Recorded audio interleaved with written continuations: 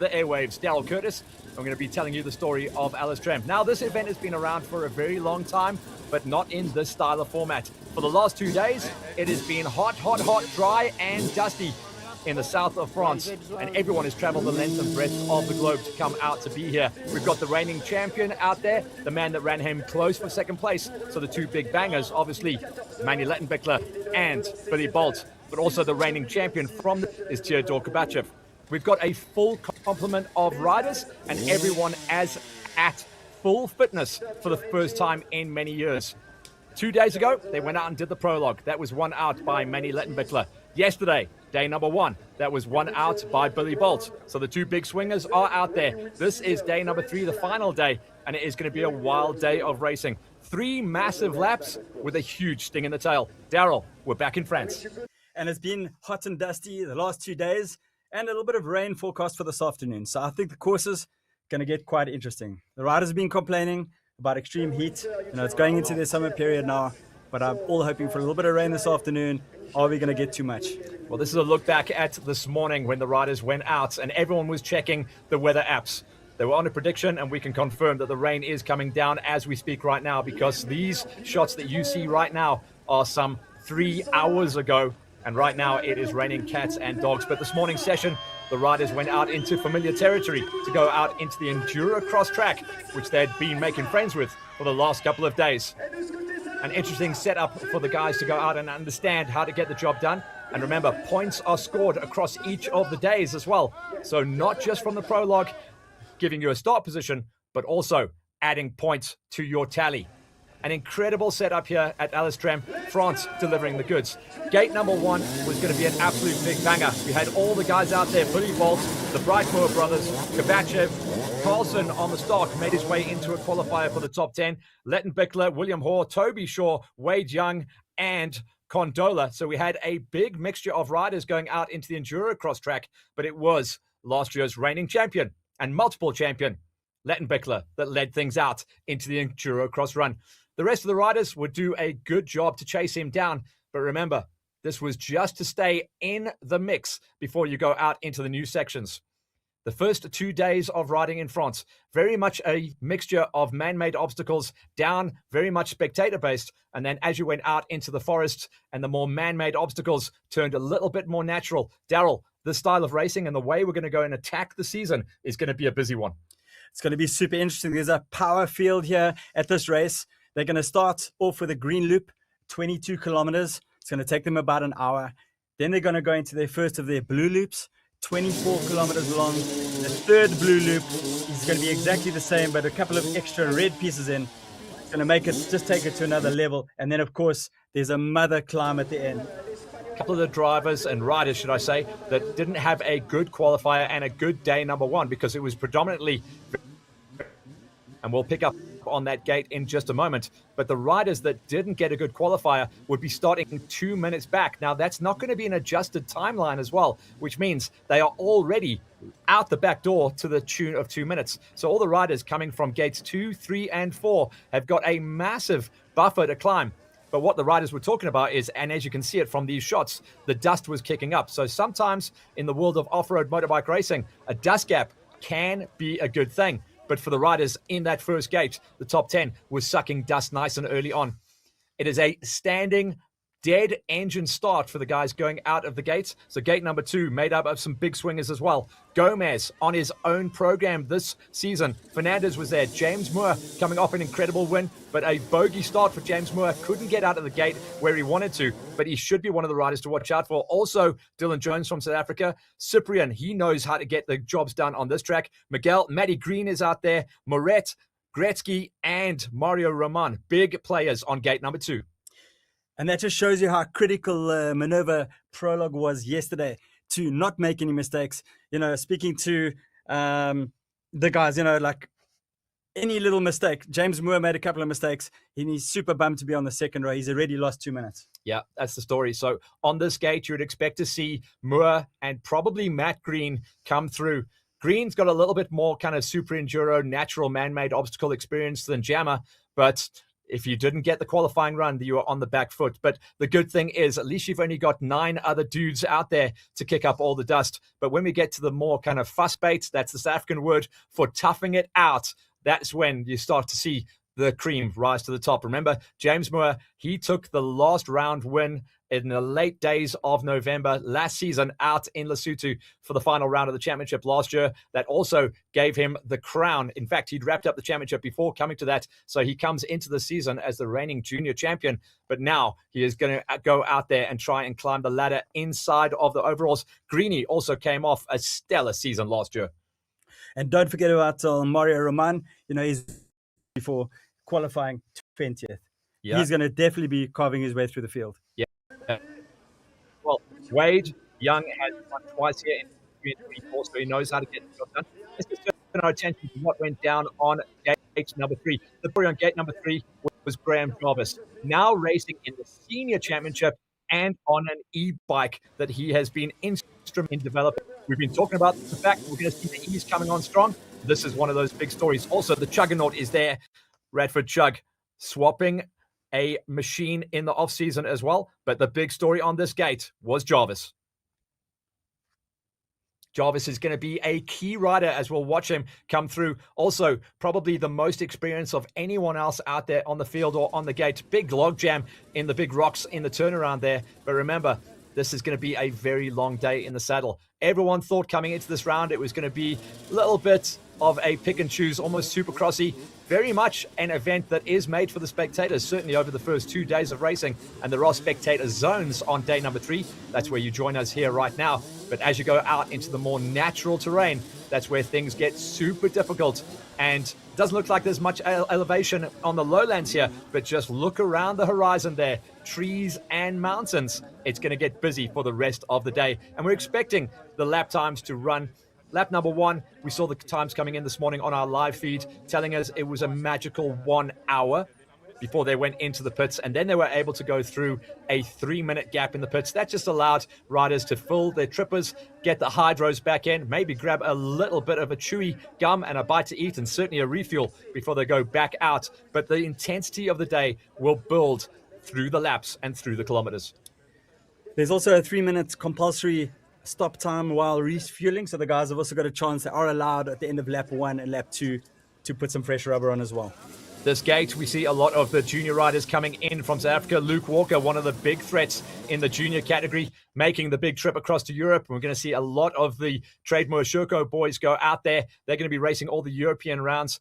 You've got Toby Martin on this gate as well, a big threat on this one. Tommy the Gun Scales, he showed good form in the junior championship last year, racing off his own back. Damon Garrell sees French soil for the first time alongside Basil Desniuk. Damon Garrell, of course, being our youth rider, so under 20 and below, and he's on a 150cc bike. Daryl, I think let's just take this gap while we are talking and catching our breaths before we go back into the live field. We'll pick up on the live action in around about 35 to 40 minutes as the riders are out now onto the final lap. But right now, we're just catching and understanding how the track is laid out and how things went down. In the championship this year, though, Daryl, so many changes. I think that's going to be the story of today and the story of 2026. New categories, new designations, and we are traveling 9 countries to go out and racing. But take us through the categories. Well, it's going to be an incredible season. So, of course, we've got our FIM category, which is for the pros. We've got 26 entries at this race. We've got the Junior Championship, also World Championship, 13 entries at this race. And then we've got 3 World Cups. Women World Cup, 4 women in this race. You've got the Youth World Cup, and we've got the Senior World Cup, which is for the 40 plus. 9 entrants in the 40 plus and 3 entrants in the youth category. We'll call that the Jarvis Cup at the moment because it's going to be very hard to fight against the Thunder that is that guy. He's clicking, I think it's 51 this year, but he doesn't look a day over 50. He's absolutely monster. If I'm not mistaken, Graham's going to turn 51 in the next day or two. And just going back to those World Cups, they are 9 rounds and only their 6 best rounds count towards the championship. Yeah, I kind of like that as well because if you just go through the calendar while we pick up on the next gate, it's going to be fun to see how these guys get on. Some standouts out here. Peter Volker and Sandra Gomez on this gate, the leading light in our ladies FIM championship. And the ladies have got some good numbers coming in here as well. The ladies will definitely start to run the numbers. We're expecting to see Sandra bring home a top 50 finish today, and she'll probably expect to push those numbers a little bit higher. But as far as the championship goes, we start out in France. Quite a late start to the season as well, but I think you'll see from the visuals and the weather, kind of got away with it for the first 2.5 days, but there's a little surprise coming when we go onto live feeds because a massive storm did come down. Then it's going to be Extreme Lagares. That's Portugal, round number 2 in the early days of May. In fact, the riders won't get much of a respite to rest before they go out and take on that classic one. And then crossing the borders and the oceans to the US of A, Silver King. That's going to be round number 3 in June. And then back to Europe for Italy, Sweden, Italy. Lesotho is going to be a little bit earlier this season. It's going to be in September for the classic Roof of Africa, where James Moore is our reigning champion. Then Sea to Sky, Turkey. Everyone knows and loves that one. And we wrap up shop back in Spain in late October for Hispania. 9 rounds of this championship, and it all begins here in France. The season's going to be a banger, and I can't wait to see what the courses are going to look like now. Heavy rains reported out on the track. Back onto the gates then, and as we start working our way down, you start seeing the start gate populated with more and more of the French riders. Of course, this is going to be a French round of their domestic championship, but with a ton of international flavors in here. This gate made up of Germany's Rico Petzold, Etienne Klotzel. We have David Skolka, Hugo Moneman, and a lot of key riders, but the majority of the riders as we start making our way through the gate will be mainlanders. In other words, French, Austrians, Poles, and as well as a ton of Italians. Well, it is a French national race, and 500 entries all in all, whittled down to 150 for the final showdown. As far as the championship goes, under new management for this full season, the guys that have been instrumental in putting this program together, and they brought on some really key partners this year as well. The opening round, 24MX Alestrem. Plus Tires coming in as the tire partner for the season, as well as S3 Parts. WEO as a strategic partner on the analysis front, and Factory Links. And we'll no doubt see some new partners coming on board specifically for events as we roll around the length and breadth of this amazing tour. It is going to be a fun season. It's going to be pretty jam-packed, as you can hear from the calendar. There's not much respite. A super late start, and that was to avoid the worst of the European winter. But as we look down here at the south of France, which is always pretty balmy weather, they look like they have had an extremely dry late end of the springtime, and everyone has been complaining about running out of factor 1000. Lots of pink skin out there, especially for the European-based riders. For the South African riders, they'll be probably pretty happy with the kind of heat and dust that is kicking around here. But huge numbers, and I love the format. I think it caught riders. Maybe a lot of riders have been working more on their natural riding styles, going out into the mountains and the rocks. But the first couple of days has very much been super enduro riding, and that's why we see the Enduro Cross Pro specialists starting to get good and get up and get gone. The team that have put on the track work as well have done an amazing job. Pretty hard conditions, Daryl, to be able to build a track like this, knowing that it was going to be dry. You can see the color of the dirt. Not that I'm that into dirt, but I know when it's gone a little bit brown and a little bit red, that means it's clay-based. I just look at the amount of effort that the guys have done here at this Alestrem race. It's a monstrous effort. Kilometers and kilometers of bunting in the forest. If you look at Google Maps, the route comes really close together. To design a course like this for any organizer, I think is really difficult, because there's the finishing hill today. We saw how steep it was. It's like clay, and you put a layer of water on that. It's going to look like. I'm super excited to see the finish climb today. Yeah, I'll be online chatting to Hannah Walker a little bit later on, my co-host from Dakar, on the ground there. She's been breaking out the Factor 50 as well. She said it is dry and dusty for days, but loving the spectacle. And great that the fact of this new style of racing. I think a lot of riders, as you said, Daryl, in the early part of the show, that they will be focusing a little bit more in the midweek racing and trying to figure out more of the man-made obstacles, and maybe just rely on a little bit of muscle memory when it comes to going out into the big mountains. But the big story of today will be the length of the day. It's going to be super long, super in your face, And we are obviously going to see riders fall back and fall out as the day goes on. The whole idea of this format is to have the last man standing. We should only have our FIM pros completing the entire length of the racing day. But it is going to be a tough day. It is going to be a long day. And I'm kind of interested to see how those 3-minute pit stops go, because there is a window later on in the day where the riders have the option for the first time in many years to be able to change rubber. And remember, we've got a 4-hour cut-off time for the race. I'm estimating an hour for the first lap, hour 5, hour 10, possibly a bit longer for the next 2 laps. So that'll put us at about 3.5 hours. So there are a lot of guys that won't be able to get through the course.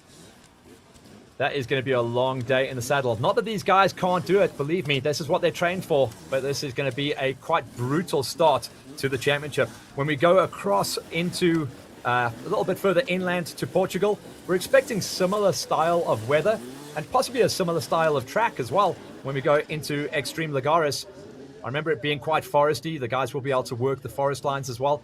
But yeah, again, a tip of the hat here. The guys have done an incredible job, not just plotting a course on Google Maps and getting the walking stick out and going for a little jog. This has been massive months and months of work. And what you see is the fruits of that labor. But the guys will have been out there in all the weathers making sure that this happened. And a great job for our media crew to trek on out there as well. They've been working in the forest. Definitely some challenges with finding signal up in some of the dark zones, but well done for the media crew to get all the way out there. But on the flatlands as well, they've got so many of the roving marshals making sure that the track is going to hold up together. And there won't just be option A, B, and C. There is going to be a lot of line choices when we get into the more big, open, natural sections. For now, the riders get their name called, they come to the gate, they feel like Jeremy McGrath, and they get to go out and play. I mean, what a way to start. Unless you got bad knees like me, I'll be hobbling along there. But dead engine start, or he stands. Yeah, I saw the kickstand as well. Kickstand's down. Yeah, as long as there's not a left-hander to start things out, you should be all good to go. If you guys haven't seen a lot of media going out there, there is absolutely tons. Just click the word Alestrem or Hard Enduro and your Facebook page will pop up and go absolutely crazy. There's a lot of media, there's a lot of noise about the season, and there's a lot of real cool reels where Billy Bolt is making unthinkable, unrideable lines look absolute butter. Yeah, between Billy and Manny yesterday, I mean, some of the triples that they were finding out in the middle of nowhere were like insane, and that just makes the difference. If you want to get onto the front row of the prologue, you've got to take some sketchy lines. If you guys want to go onto the Hard Enduro World Championship page, that's the HEWC. You can go log on there. It'll give you all of the live feeds. It'll give you some of the live timing as well, and a lot of information on the riders. And that will be populated and filled up as the season goes on and gets longer. And of course, one of the most important things to remember is this is round 1 of the championship. So points will be a talking point today, but it won't be the talking point because it'll be hard to understand how the championship is forming. Today is all about the day. That is who is going to be the champion leaving France. The reigning champion is Teo Kubachev, who stays with the Sherco squad. He was one of the few riders that kind of stayed and held station. Probably only 5 riders actually held their seats from last year. The rest of the riders were jumping around all over the place. Many of the junior riders swapping seats and understanding how to get the best deals out there. Some riders doing multi-contracts, racing for one team on domestic shores and another team racing on internationals. But it was fun to see everyone finally get their licenses out, get their passports out, and be able to come racing. I think it's a good thing to wait out the worst part of the winter so we're able, should I say, to come out and play in some good raceable conditions. Points will make prizes though. First place is going to give you 20 points, and then you do a 2-minute gap split to second, third, and fourth. And then once you get to 6th place, then it's single digits with the last point allocated. So when we go live, we'll be focusing very much on the riders running inside the top 15 for the championship. But then also, Brother Daryl will be checking his stats and seeing who is running the numbers in each of the broken down categories. For now, as you see the riders get further down, remember, they are in their gates based on their finishing times and positions from the prologue, as well as yesterday's run. So you're going to start seeing some older machinery. Check out that. I think that's one of the old Honda XRs that is still rocking and rolling out there. A twin shocker, Brother Daryl. Yeah, I saw him in the prologue yesterday, and I was quite interested, actually. That's super cool. So we will see one of those riders. Every now and again, you'll see a standout rider, but so much change, so much new and good coming into the sixth run of the FIM Hard Enduro World Championship Series. 2026 will be remembered for a couple of new events and a couple of twists in the tails, and certainly a lot of elbow room when it comes to understanding the new racing format. Prologue on a Friday, racing for points on a Saturday, and then the long day will always be on the big race day Sunday. So a good format for everyone to try and understand how to get the best out of themselves. And remember, a lot of these races used to just be one-day formats. They've stretched things out, and the riders are certainly getting bang for their buck. They're getting some mileage, and they're certainly going to feel it by the halfway marker of the season.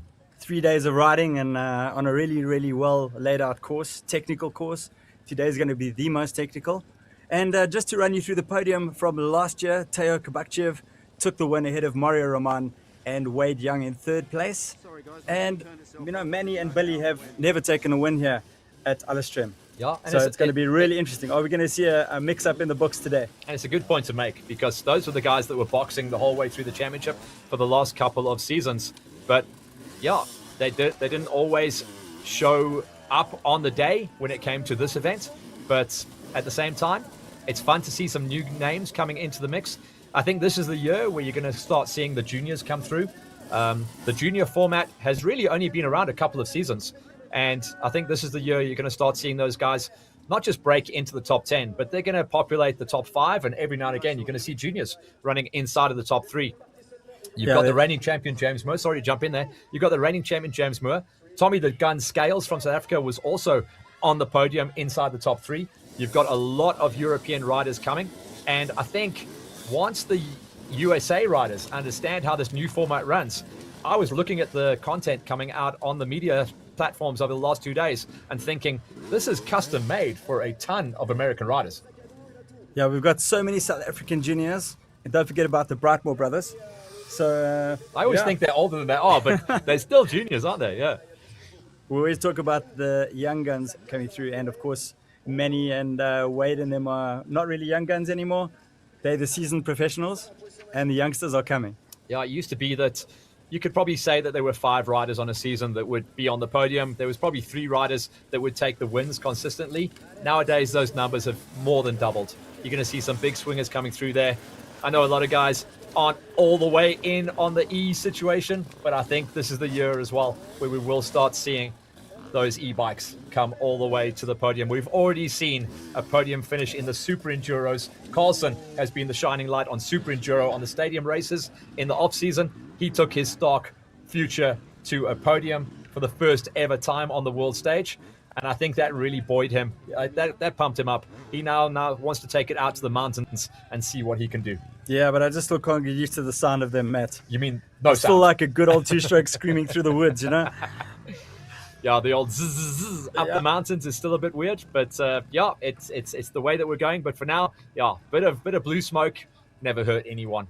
You will see as we go further down the standout queue, and we're getting close to the end of that. Almost everyone out through more than 3/4 of riders taking. Felt the hamstring pull as that dude in the red dropped his knee there for that one. But yeah, as we get more out into the natural terrain, the French riders that populate the final 3 or 4 rows, along with a couple of the Italian riders that cross the borders to come racing, we will see things start to stretch out. Those 2-minute gaps are going to be fun to understand, especially for the riders running inside those top 5 gates, because you'll see a lot of riders start to break away and pull the pin. 1 or 2 riders who are comfortable with each other throughout their career of racing. Another fall over there, and that's always what you're going to see on those 180 rock garden turns. So famous for being one of the major obstacles in the world of extreme enduro and super enduro and the stadium races. But for many of these riders, they're used to being out in the mountains. So man-made obstacles, maybe not their cup of tea or cup of French wine. Brother Daryl, just amazed at the numbers coming in. Daryl, in all your years, I mean, you were out there during the heydays, I'm going to say, of the beginning of hard enduro. And kind of no one knew what to do about it. When you were signing your pro contracts, you kind of were out there just as a dirt bike rider. You weren't a contracted enduro, supercross off-road. You just got a deal. Man, we had so much fun in the early days. Würzburg was a race, for example, where the guys went to just go and have fun. We were a lot of world champions, enduro riders, motocross riders that just wanted to blow off some steam and go and do some of these races. And, they just gained popularity, and so many more of them popped up. And now we've got these full-blown world championships, which is fantastic. We were looking at a first world championship in 2010 when I was still racing, and then it never happened. And then, by the time I stopped racing, I never got to race a full-blown world championship, which I would have loved to have done. And these guys have got such an amazing program lined up for the year. I think to find the best hard enduro rider in the world, the format couldn't be any better. Yeah, I love the fact that they are stretching their legs. I mean, the fact that the US enduro scene is blowing up. Hard enduro in the USA, we just watched the guys just a couple of weeks back on Grinding Stone, and I kind of know why it's called that. I saw those guys ripping themselves to pieces up and down there. Moab, I love all that stuff, and I think the USA riders are going to start maybe coming across the ocean a little bit more, but at the same time, we head that way as well. Round number 3, Silver Kings, mark it on your calendars. USA, you're going to see a ton of talent from America hit that trail, and they're going to change things up in the championship as well, because they're going to populate a number of big seats inside the top 10. That's on the 18th and 20th of June, Silver Kings USA for round number 3. Before that, though, Portugal, Extreme Lagares. Yeah, their series in the US is definitely getting hotter and harder. No real reason for a lot of them to think that they need to go abroad, but the ship must be enticing, and I'm sure some of them are going to come. Yeah, for the USA riders across all of the facets, often they're just a little bit more comfortable in the USA. Just sometimes it comes down to, knowing what you're going to eat, where you're going to sleep and stuff like that. Because, when you go on the world tour, 9 rounds, some of these guys will lock it in and they will hit every single round. That means you're away from friends and family, but you are chasing glory. As we get close to the end of the send-out crew here, more and more of our French riders and a lot of our ladies and a couple of juniors as well as our youth riders. Now, the youth is an interesting situation for me, Daryl, because these guys have to stay under an age bracket and they also have to stay under a CC bracket. And I think it's really cool because in the early days of the Junior World Championship, you really had to fight against the thunder of the pros. Now you're out there, you can just race against your own dudes, and you have to stay under a CC. And I think it's the right thing to do for the youth. Definitely. Youth will then bleed into the Junior World Championship. And then those guys will then have to obviously eventually cross over into the FIM World Championship when they become of age. Yeah, the World Cup split and the World Championship. As we roll around the tour throughout 2026, we'll be educating and reminding you guys how it all works. At the moment, it's a little bit, maybe not confusing, but a little bit overwhelming. All of a sudden, there's quite a few categories that we'll be focused on. So many races within races and championships within championships, but also it is a factor on the wallets as well. So it is going to be, they can score on 6 rounds. They can go and race every single round of the championship should they wish, but they can take their best 6 scores. And I think there was a lot of talk on the online forums coming into the beginning of this championship. But now that we're finally here at Alestrem to kick things off for round number 1 of the season, we're starting to understand the format, and all the riders, the teams, the managers, the sponsors, and the event promoters are starting to understand how to get the best out and the right approach to how to take down this championship. What's really cool as well is that if you're racing in the Junior World Cup, you can also enter the FIM side. So you can earn FIM points and your junior points at the same time.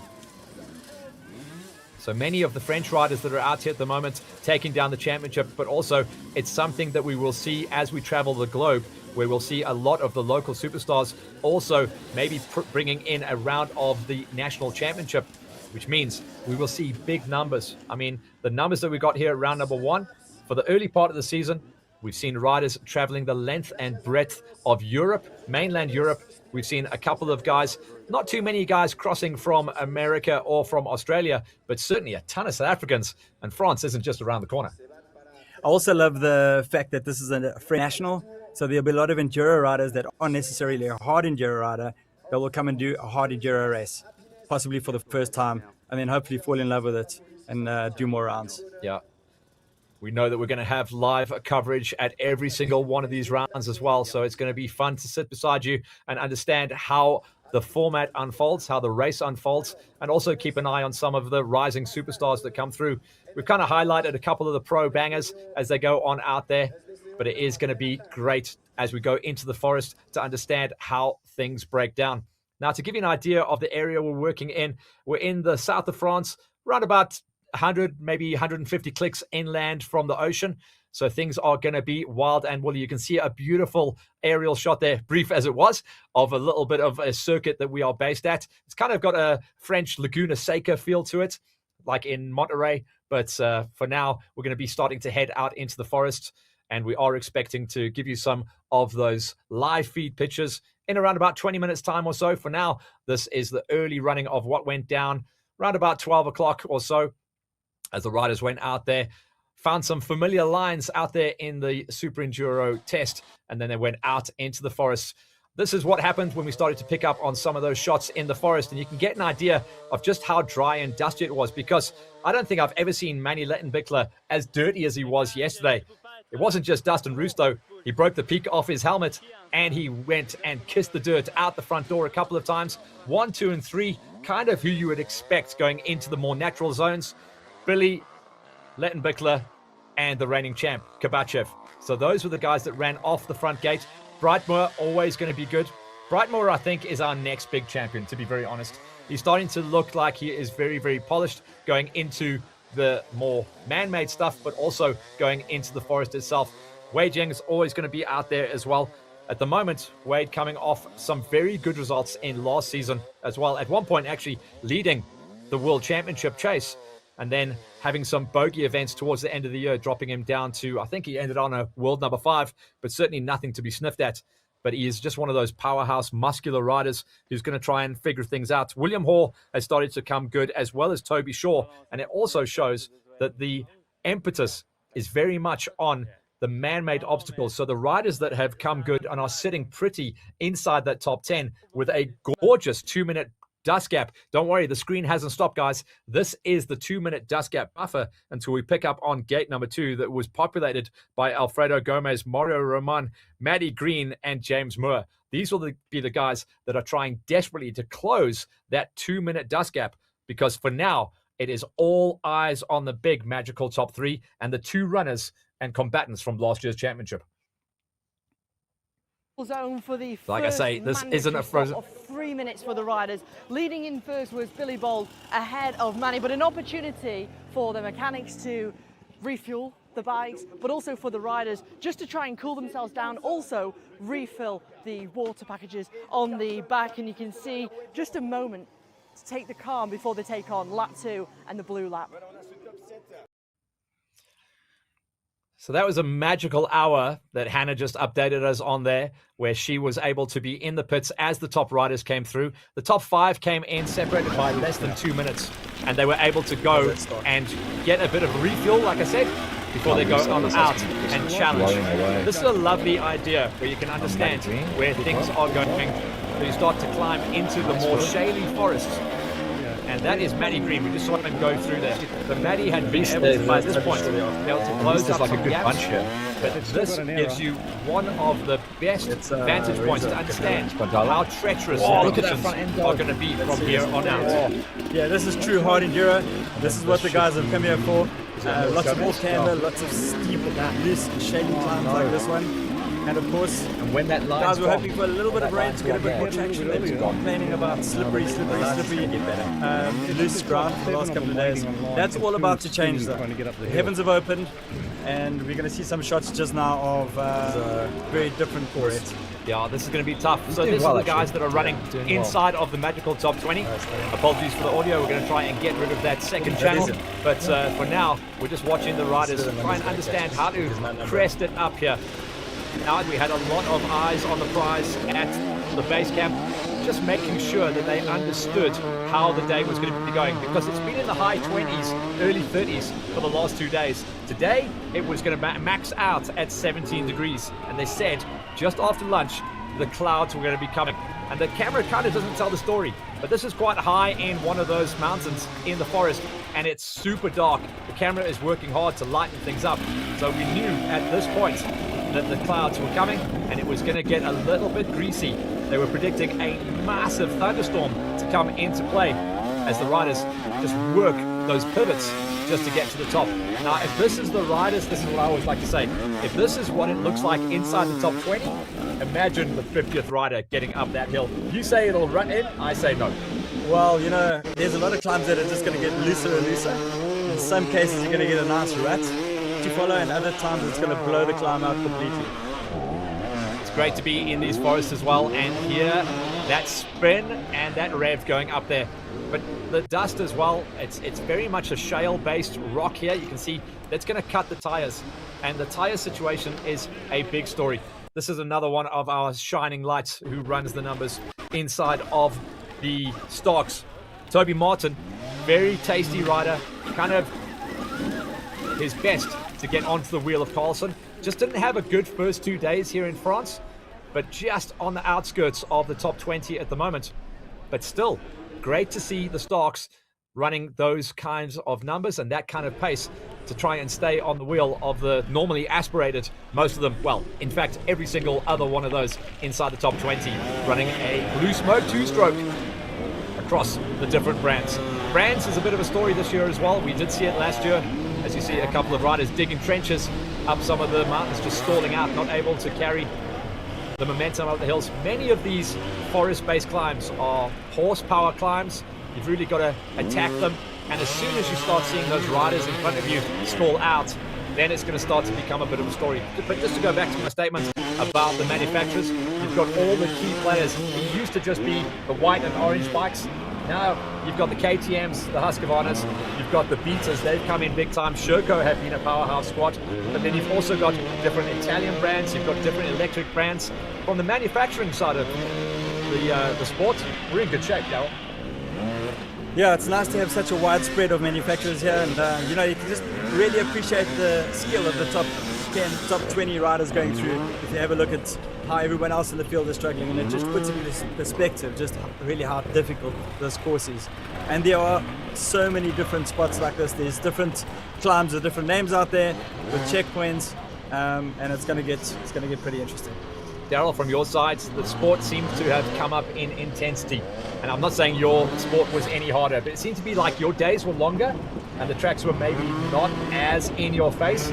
You were able to pace yourself in it, but you were still putting in 5-6 hour days sometimes. But it seems like the intensity has come up in the last couple of years. Yeah, we've had lots of 10-hour days if you look at the Roof of Africa, and often, you know, if the track director or the organizer changes, then they don't always understand exactly how to set the perfect track. So yeah, I think the riding time hasn't changed too much, but the technicality has. Yeah. You know, the riders always, I mean, the organizers are always trying to understand the level, and they don't always get it right. Yeah. I would be terrified to be a hard enduro route setter in today's times, because some of the stuff, you look at it and you think it's impossible, and then the guys just go smash it and they get up and you think, oh my goodness, like what next? But you're on comms with Martin over in the Carpathian Mountains all the time. Old Gargamel is always throwing some crazy stuff out there. But I know he goes and rides a lot of it himself. He's got a great course crew as well. So, yeah, I think he's one of those guys that probably more than most just has his finger on the pulse because he's in those crazy mountains every day. Yeah, you can't compare him to anybody else. I think he's a little bit crazy. But, I mean, look at the job that these guys have done here. I mean, it looks really, really good at the moment. I mean, I'm super impressed with what I'm seeing on camera. And of course, we can't see the whole course. We are going to see a lot more. But this is really what hard enduro is all about. This is what the guys come here for. Yeah, and you'll hear us talk throughout the season. There will be demarcated no help zones. I think this is one of those sections. So the riders are able to help each other, but no spectators are allowed to help them or touch their bikes.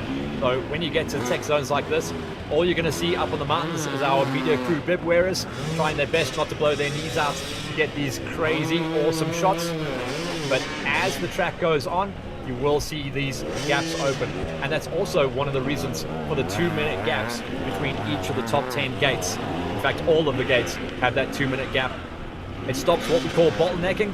And bottlenecking is kind of what you see here, but not really. I think the guys are still able to make their way forwards and still make the best of their riding. I love the fact that we're going quite off-piste here as well, Darryl. You know, it's not a cut track. It's not a goat path, as we say. It is virgin terrain, and the first set of wheels will make the marker. Already in these shots, you can hear that we are getting drops of rain on the lenses and on the microphones. And if you look at the tires as well, they're starting to clog up. That's going to be a challenge from here on out, because as soon as you cannot see those knobbies, that means those knobbies cannot see the dirt. I think still quite a lot of traction at this point. You're just going to start losing a little bit over those roots, like around the tree there, for example. But the track's looking really good, and it's a bit loamy, really, really good traction out there at the moment. I like that. I can almost smell it as well. You can see those pine needles. I love riding in the forest like that. It's nice to be able to go into full attack zone in that loam, and you can use those cushions to kind of just rut yourself in, but it's very much all about carrying as much momentum forward. Lean on that tree, give a high five to the camera crew, take your breath, maybe have a little sip on the tripper. And that's what I'm finding nowadays. It's so important to get those fluids and that energy and that sugar and everything into you. I remember old Chris Birch always used to come over, and he was the only guy that I remember sitting with a bum bag on his stomach. Yeah, that's right. And he would always eat. I said, "What's that?" He goes, "My missus, she put, I won't try and do his accent, but she says she always puts stuff in there, and if I'm not eating every 20 minutes, I kind of remember her voice, and I put my hand in there, and she's cut up little gummies or whatever." And he was an eater. I mean, he's skinny. He hasn't got a picking on him, but he just eats because he's burned so much. Making friends in the woods here. It's not a teddy bear's picnic. That is just riders trying to help each other out. Sometimes you have to make those alliances to get up some of the knoll zones. The issue is in the forest here, sorry to jump in there, Daryl. The issue in the forest that I've noticed is when you start breaking through some of the dirt, there's these little brown and black rocks that come out, and if they get wet, I don't think all the rain's going to get through the forest, but as you get to the more exposed sections, that black dirt is going to get darker and it's going to clog those tires. It's raining quite hard at the moment, but very definitely the water's not making it down through the tree canopy onto the ground yet. But that's what I'm talking about. Those are the shots we saw earlier. This is going to change the game, especially the last. Keep thinking about the last hill climb at the end of the last lap. Yeah. This is not a little light shower. This is going to change this. Yeah, I mean, not that there isn't all kinds of crazy features on this course, but we will focus a little bit later on, we'll call it the Widowmaker, because it's just literally a wall of death. You need crampons and ropes to get up that thing when it's dry. But that is very exposed. We saw the shots earlier. Hannah was out there. We saw some of our spies were sending us pictures from overseas as well. And it's going to be very exposed. Clay-based, wet. It's the ultimate worst case scenario. But they are the best in the world. They'll figure it out. I think the worst thing is that there's no run-up whatsoever. They're going to literally come up a pathway and turn straight into the climb. So yeah, it's going to get pretty interesting. But there's lots more out on this course to get through before they get there. Well, there is an option as well to be able to change your tire before going onto the last lap. Now, we haven't had feedback to whether the riders have been able to do that, but it's arguable that they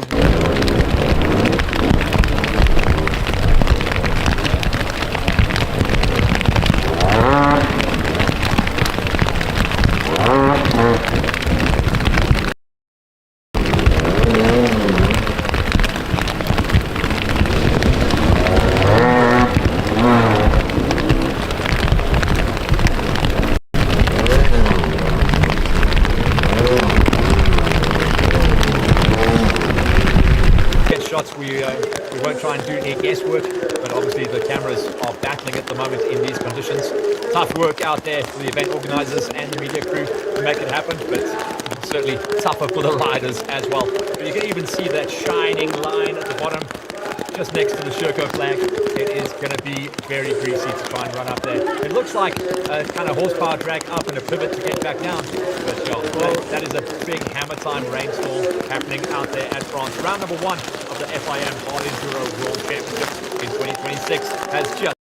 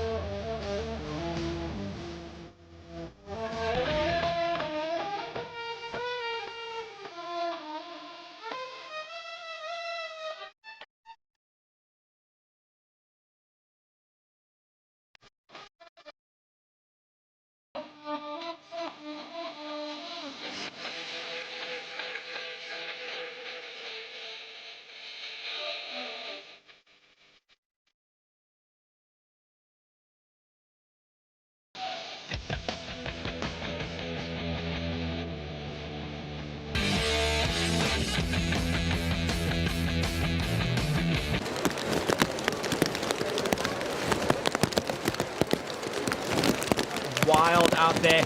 Some feedback just on our onlines. Hannah just telling us that Theodor Kovachev coming in with a very, very slightly used and second-hand Sherco factory machine. Bent handlebars, saddle off, and all the riders in the top 10, probably inside the top 20, changing their tires for confirmation of the top riders definitely changing rubber.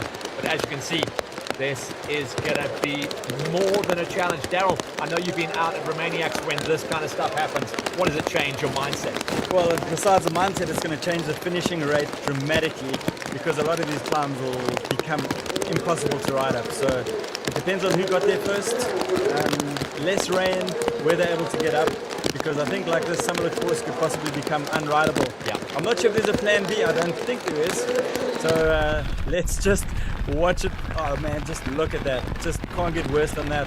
Yeah, talking about Romania, in those mountains, sometimes if you get up in rain conditions like this, there's some climbs that are steep and off camber and they become impossible to get up. So this would seriously change the race. I think it's a tough one for the race organizers, but they'll be looking at options B, C, all the way through Z at the moment, just to keep the wheels turning and keep the rock and roll staying with us. But I think they will probably be on a count, just trying to measure whether there is an option to carry on. Obviously, it is hard enduro at the world level, so we're expecting the riders to be able to rock and roll through every single style of course, every single style of weather, but at the same time, there is a realistic call that will be made at some point. But for now, we keep on rolling and we keep on racing. Just looking at our live timing though, it is Lettenbichler, Bolt, Kovachev, Roman and Young, as well as Breitmoor. So all the riders that we would expect to see running the numbers are up there doing what they need to do.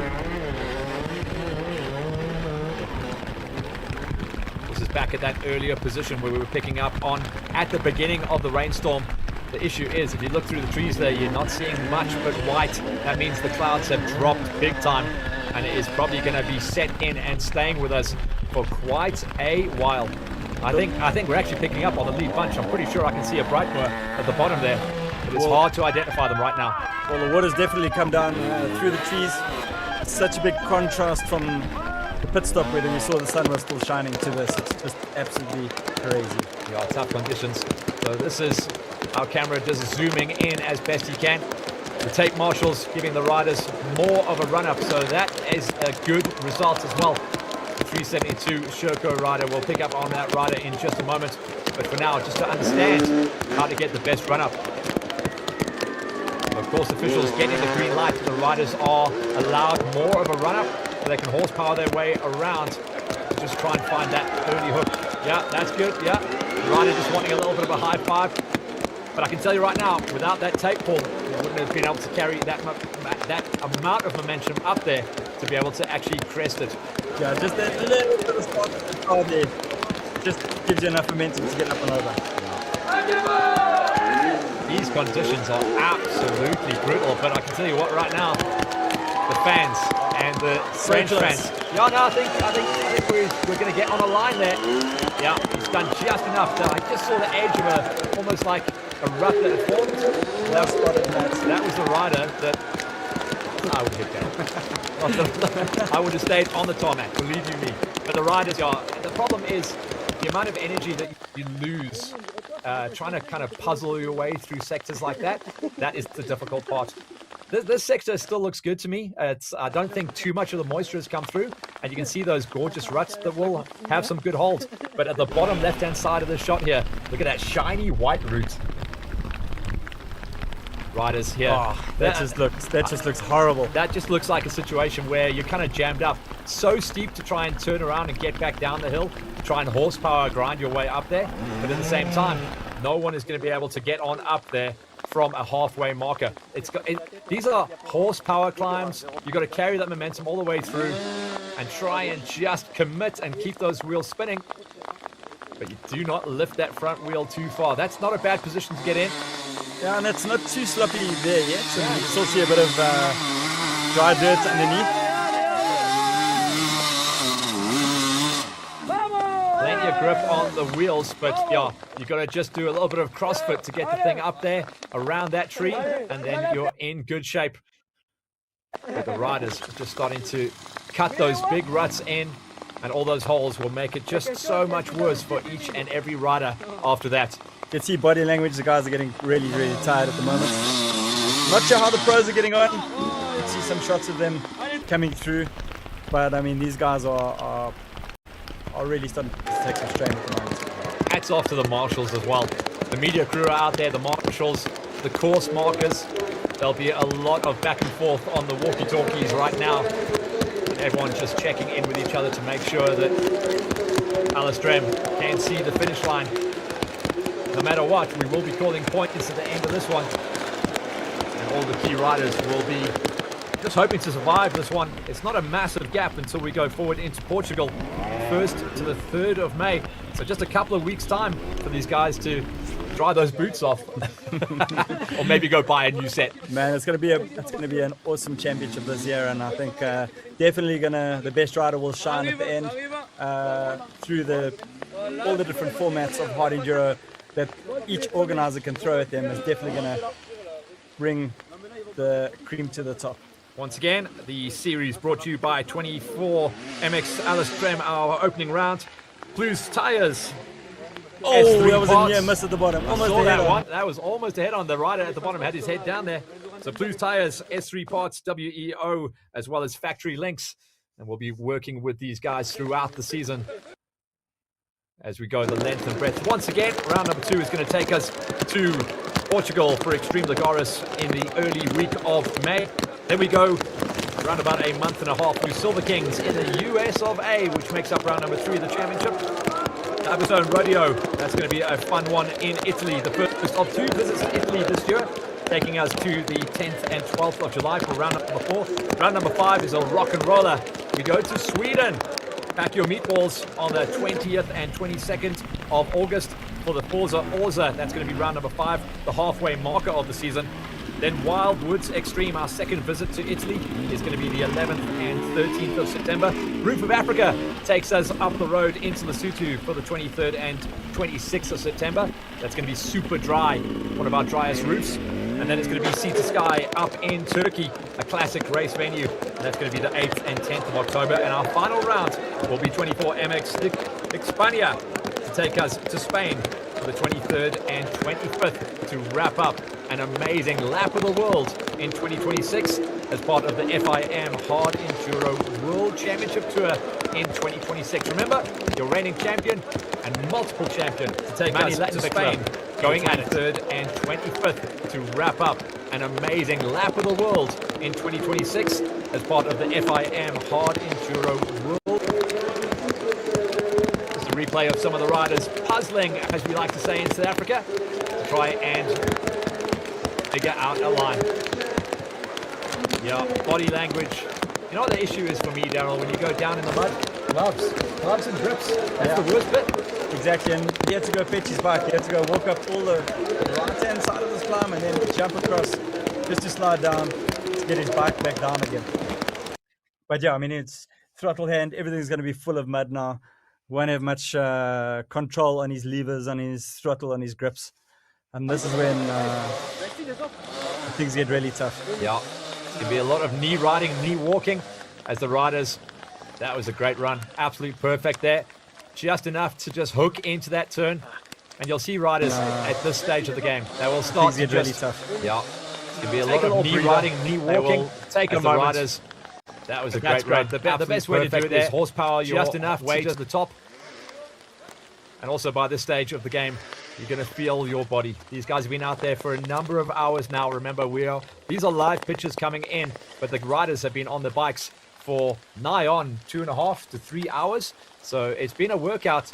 These guys will be praying to get back down into pit village to be able to grab a little bit of respite, and all of those square edges that they were working with for the last 2 days on the Super Enduro track will be forgiven. Lap number 1 for the pros was just under an hour. Top time coming in for Billy Bolts of a 59.24. So he holds the lap record at lap number 1.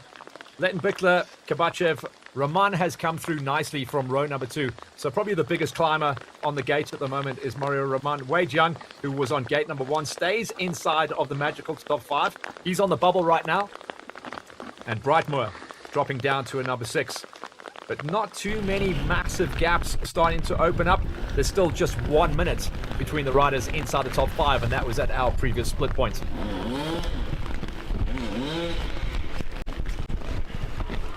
This is what it sounds like in the forest. Tons of rain. I do work in the media side of things, so when you can hear those raindrops on the microphone, it means they're hitting pretty hard.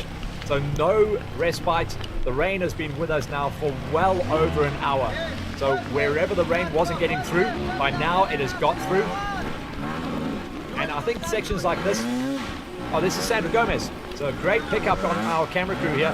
This will be our top lady, Sandra Gomez, the reigning ladies FIM Hard Enduro champion, the queen of the mountains. She's a multiple world champion, so I don't think any other lady has done what she's done in our sport. Yeah, her bro, she's riding on the brothers team. That's the same team that James Moore rides for as well. So they've been working with the Vita brand for the last couple of seasons. She was the top lady to come across and race the Roof of Africa. So she's been across and raced on SA/Lesotho soil for a couple of years. And it was great to have her with us at the end of last season. And yeah, she's definitely going to be one of the riders to watch out for. I don't think there's a lady at the moment in the world that can hold a candle to her pace, because she's able to run inside of the top 30 against the best men out there as well. And we're talking about hard enduro. Yeah, it's not just dropping off a curb outside the checkers. This is a big step that these ladies have to do. Comes from the wild world of trials riding, so she knows how to work that clutch and balance on the bike as well. But also, it is going to be tough conditions from here on out for every single of the riders. The higher you up as well, the less of the traffic that you have to deal with, and the less of the kind of spaghetti lines. Sometimes the riders a little bit further down will cut different ruts and blow you offline. We do apologize for the breakup of the pitches, and as you can see, we are working against some extremely challenging conditions, but we do enjoy bringing all this action to you no matter what. And we will keep the action and the information flowing as best as we can, as all of our crew are working tirelessly to get to the positions, to get all of that footage for you guys out there. But once again, Alestrem giving us our opening round of the championship and bringing all of this talent to the fore. It's going to be an amazing tour, and it's going to be fun as we hit different parts of the globe. I just love the fact that we're going to be hitting Sweden. That's going to be an interesting one. We've been hearing all sorts of amazing things about that. The guys from Silver Kings actually came across and took on the Roof of Africa last year to understand how the organizers run it, and last year's Roof of Africa was an absolute standout. It gave everyone the faith to go and run this entire tour, and now we hit 9 rounds of the championship. Roof of Africa, round number 7, so we're expected to see the majority of the pro riders come across, and a lot of tourist riders as well. Many people have been coming across to Lesotho to race/ride the Roof of Africa for all of these years, and I think Alestrem is one of the toughest ones to start the season. I don't think there's an easy race to start the season on, but Alestrem, in these conditions, a tough way to start the gate. And I know everyone's looking for our FIM riders. We don't have eyes on them at the moment, but I know there's a big three-way fight going on between Billy Bolt, Manny Letzenbeckler, and Theodore Kabaki. I know you've been looking at the timing sheets, but looks like Theodore's starting to drop off the pace there, and you can see just super battling. The problem is all of those rocks are coming out of the ground there. You can see in the foreground, it is just all kind of like brick-sized rocks, and they are moving around, and a little bit of moisture has got onto those as well. Once again, apologies for the dropout in signal. We're doing our best to work on our signal hookup as well as get out to our positions, but it is arduous conditions, to say the least, out here at the opening round of the championship. And after a week, probably 2 weeks of blazing sunshine and glorious weather, the final day, the big weather comes into play. Okay, this is looking new. Who have we got here? We've got a whole load of spectators, race organizers, and media hanging out on the mountains. Looks like a pretty unridden part of the track. Yeah. Could this be the leaders? Yeah, we'll try and pick up on that. Yeah, we're not hooking left, we're hooking right. And it may be, right as we're looking at it anyway. And it might be interesting to understand who is looking at the numbers, where everyone has been based. Not just the riders coming out here, by the way. We had a lot of local spectators and a lot of viewership. France, a massive motorsport nation as well. So they're absolutely loving what they see here. They'll have been hoping to see some of their standout riders come to the front. But France, historically, bringing a lot of extreme enduro riders to the front. And you can see why. They've got absolute gorgeous...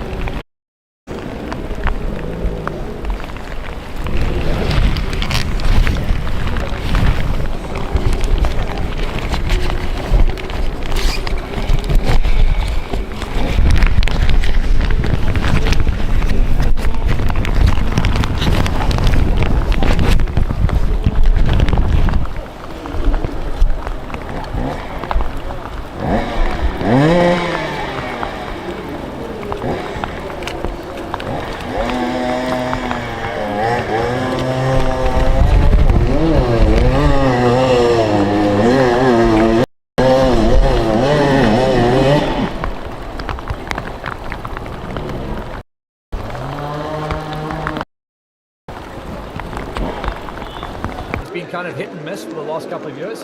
He has 1 or 2 bogey events, but very consistent when he is. I think that's one of the big stories coming into 2026. And Mario always, he says, you know, the harder and the longer it is, the better he is. And you know, he's in fourth at the moment, fighting for a podium place. And not far behind him is Wade Young and then the Brightmore brothers. There's lots of action. He says, you know, the harder and the longer it is, the better he is. Yeah. And you know, I've always enjoyed Mario's approach to for a podium place. He's fairly calm. And not far behind him is Wade Young. He switched. And then the Brightmore. I mean, he was on blue bikes for many years. He was on the Sherco program, and now he's gone. Like I like to say, he's gone all Chad Reed on us. He's put his own race program together. He's changed brand of bike. He's changed brand of clothing. He's changed brand of helmets. He's changed brand of boots. He's gone all in on running his own program. And of course, in the it's difficult because you've got to go and have all the meetings. You've got to have the Skype meetings. You've got to do all the WhatsApps. You've got to send all the emails. You've got to shake the hands. But also, you get all the paychecks yourself. Lots you can run your own books. He says, you know, the harder and the longer it is, the better he is. Yeah. And you know, I kind of like the idea that the riders are able. He's fairly calm. And It not used to far be behind him is the Wade fact Young. that you could just go and do these blue bikes for deals. But now riders are able to put their own deals together. Like I said, like to say, he's gone all Chad Reed on us. He's put his own race program together. They want to be on as well. He's changed brand of bike. He's changed brand of clothing. He's changed brand of helmets. He's changed brand of boots.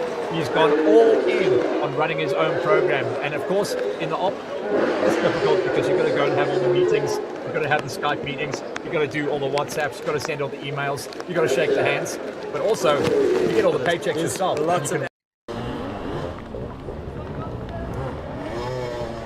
Right, back into the forest. We're going to hopefully start picking up on some of our recognized riders and see how things have been going for them out there. Still looks like we are back into the riders outside of the top 20. Still hard to recognize. There we go. I see a Red Bull helmet, ladies and gentlemen. That's a good sign for us. That looks to me like it is Captain Billy Bolt. Well, we've only got 3 checkpoints left before the end. The guys are getting close to the finish. Daryl's been keeping up an eye on our live timing and live tracking. But it's cool to see a recognizable face for once, as some of the riders just tippy-toe their way through the shale. But that confirmed was Billy Bolt going through there. He is rock and rolling his way to try and get those numbers done. Last time at the splits, he was sitting inside of a top 2. That's definitely going to be the breakout fight that we will try and follow to the finish. At the last split, though, there was only, by my count, 24 seconds between first and second. So that could mean a change at the shot, but we'll keep an eye. The cameraman has positioned himself nicely between some of the riders outside of the top 40, and the shot across to the left-hand side is the big climb. The next rider will tell us the tale.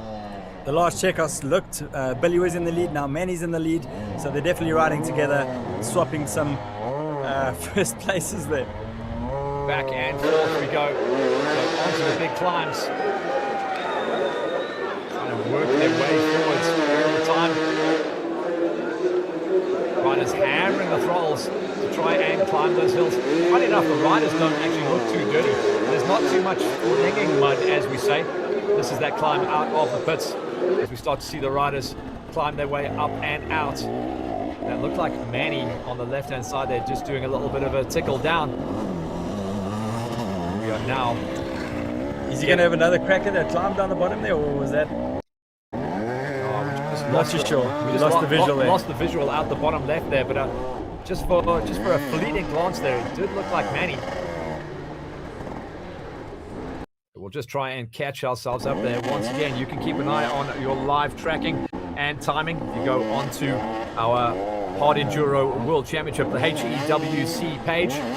Lots of Insta videos popping up there throughout the racing weekend and the build to this first round of the championship, as well as live tracking and timing. That's pretty much what we are running on here at the sound booth. Myself and brother Daryl staring at numbers, split times, and the ultimate ticking clock. That was Billy going up there on the right-hand side there.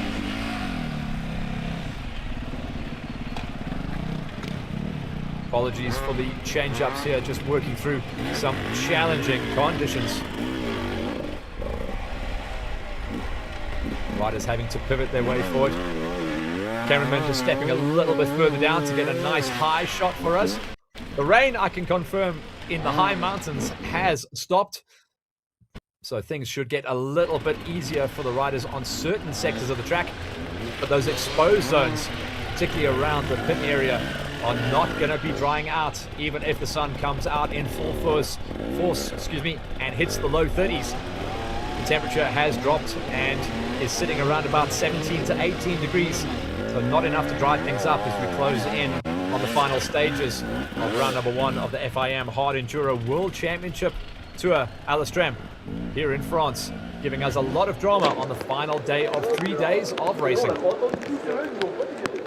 Well, I hope we've got eyes on that final climb up to the finish line, because that's what I've really been waiting to see. The camera guys have really been struggling out there. We don't have as many visuals as we'd like to have, but as far as live streaming goes, I think the guys have come a long way, and yeah, we can only get better as we go along, but I think it's really cool to be able to get these pictures. Yeah, challenging conditions for media, challenging conditions for the riders, but at the end of the day, we go racing and we bring it all the way to the finish line. We had a start 2 days ago, the prologue, giving us the spectacle of the Super Enduro Cross prologue with a little bit of natural thrown in the mix. And we've seen a lot of social media going out there. The great thing is the build-up as well. It's not just all about race day. It's around about 5 days of build-up. Then those first couple of days where you start seeing all the Insta posts. A lot of the riders bring in their own media crews with them as well, which really helps us all out in the wide world of sports, as we can just get a little bit of spies. Don't have to rely on a phone call here and there. There's a lot of social media in the build-ups. A lot of riders telling their stories online, helping their partners, working with their partners, and promoting their partners to try and get a bigger footprint out there. A lot of these riders even putting together their own YouTube channels. Well, I was talking about the rain easing up. So wow, commentators curse. I'm sure I heard you say that. Certainly cleared up in some of the high mountains, but the clouds have dropped all the way down. It is hammer time down at the finish line zone. We've been building up to that finish line climb. This isn't it, by the way, ladies and gentlemen. This is a gentle jog up around a tree and into the zone. I think there's going to be a rethink on that finish line zone. I don't think he thinks it's too gentle. No. I certainly wouldn't trade places with him for all of the Red Bull in my can right now. I would. It looks like fun. I'd definitely give that a go. Oh, you're good at stuff like this. There we go. He's got it. It's a beautiful thing. Yeah. He's got it. No. Yeah, I think he's up. Let's just pick the bike up. Oh, you're good at stuff like this. There we go. He's got it. It's a beautiful thing. Yeah. He's got it. No. Yeah, I think he's up. Should be able to ride it out from there. Let's see.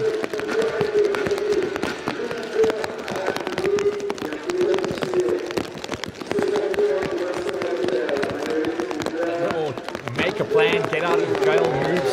It looks so easy for these riders. I tell trials, There we go. See, and it's an easy. absolute butter.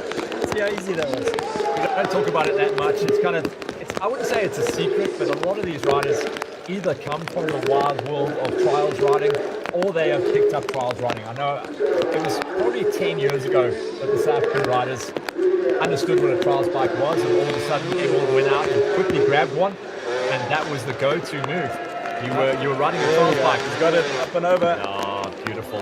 Nice to see our riders win their little battles. I don't think trials will help you too much on that piece, to be honest. No. Tires is what gets you up there. Yes. And speed. Exactly. And commitment.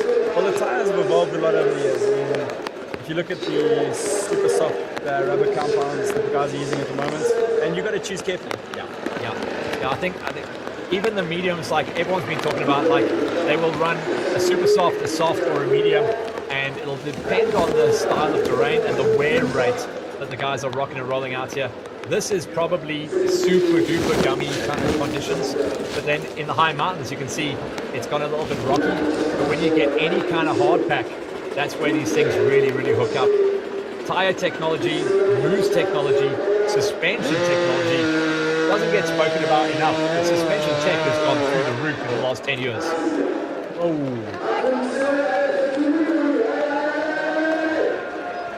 That's going to be fun getting that I was bike going to back say, down. now you've got to go fetch that thing to get the crampons. Doesn't get spoken about enough. The suspension tech has gone through the roof in the last 10 years.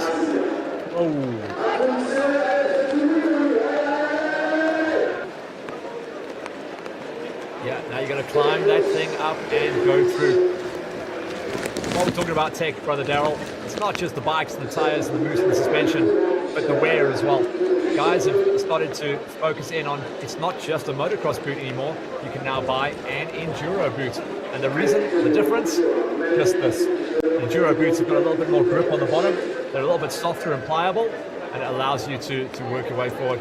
I know the rider is getting cheesed off there that he had to drop the bike at that point, but there's no way he was going to be able to start on that slope in those conditions. But maybe what he was just concerned about was maybe a little bit of extra damage to the bike as it dropped down there. Looks like he might have nicked his elbow on the way through as well. So something that's just coming through at the moment, the organizers may add 30 minutes, not confirmed yet, to the race time because of the weather conditions. Okay, so we knew there was going to be some kind of reaction. It was either going to be an addition of time or an adjustment to the course. So they're going to go with option A first. There may still be an option B, but for now, just allowing the riders a little bit of extra time to tough it out. We know in these conditions the riders will lose maybe a minute every 5 kilometers or so due to changeable conditions. So the rolling speed will definitely slow down. Not confirmed though, it still has to be cleared by the FIM, but bearing in mind, remember this is a World Championship race. So lots of pens being clicked and conversations being had. Oh, what a good Samaritan there. A little bit of clean of the grip. No wraparounds there, so he's able to just get most of that mud off the side. Yeah, I think there's nothing worse than you get your grips full of mud. You can't hold on, you can't twist the throttle. That's way Jiang as the screen is frozen there. So as soon as we get that feedback, we'll try and pick up on Wei Jiang, who's currently running in at number 5 in the Pro FIM category. As that rider, once again, we won't try and put any subtitles to what's going down inside that helmet. But it won't be, oh dear, put it that way. Starting to just lose any kind of usable traction that hill. So unless you've got the full hook, you're not going to make it through. That is our very own Matt Green. So Greeny's been climbing the ladder quite nicely. Remember, he came off gate number 2. So he was inside the top 20 going out onto the course. And you can clearly see the guys are having picture problems. They want to switch across, but the images aren't coming through as they want. So this is the best we have at the moment. And as soon as we get some clear images, we'll switch back again. So as we stand with 3 hours 41 minutes on the clock, it is Manuel Littenbeckler, the reigning FIM World Champion, who is in the pound seats at the moment, starting to edge out a bit of a gap once again. It's been yo-yo between himself and his sparring partner. That's Billy Bolt. That is 49 seconds between the top 2 runners. Kabachev in third, some moments back. Looks like he has dropped off the pace a little bit, Kabachev. Then Mario Roman, Wei Jiang. We saw a flashing shot of him And then it was Mitch Brightmore, Ashton Brightmore. They're both starting to work together. Matty Green, Toby Martin still doing an incredible job. And Eddie Carlson on the start remains inside the top 10 for now.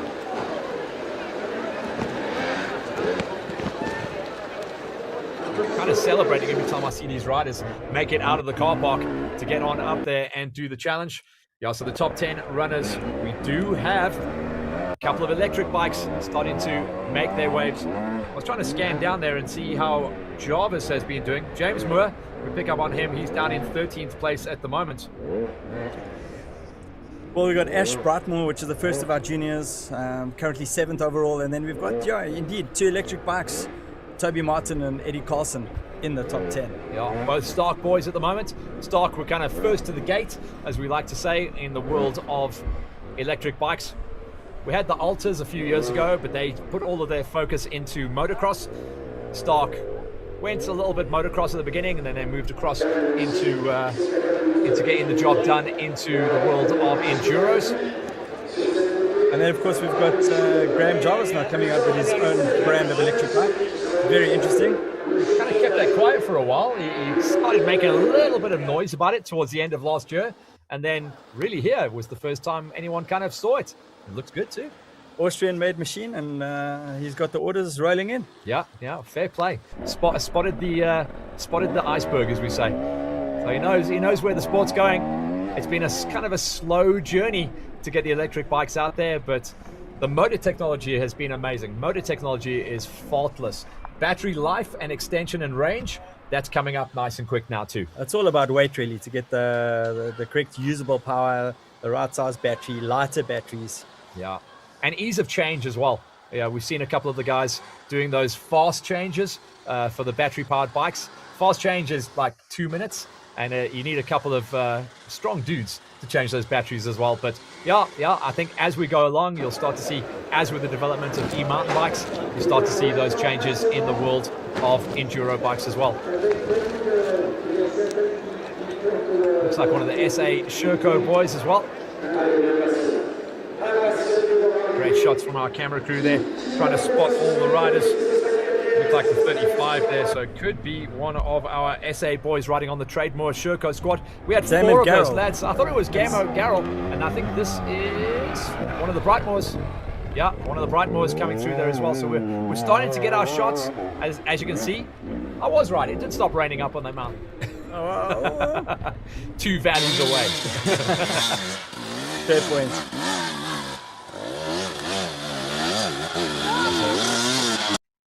Just want to finish my thought there. The SA boys. Yeah, what he said. I don't think he said I'm having fun, if I understand French. I would like a coffee, a croissant, and a hug. Yeah, I think agree, he's buddy. looking for a hug. I agree, buddy. I agree. Yeah, Definitely wants a hug.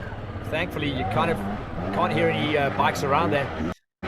Here's the second of the Brightmores. They were positioned together when I checked on timing and scoring as well. So the Brightmore boys working well together, toughing out these conditions.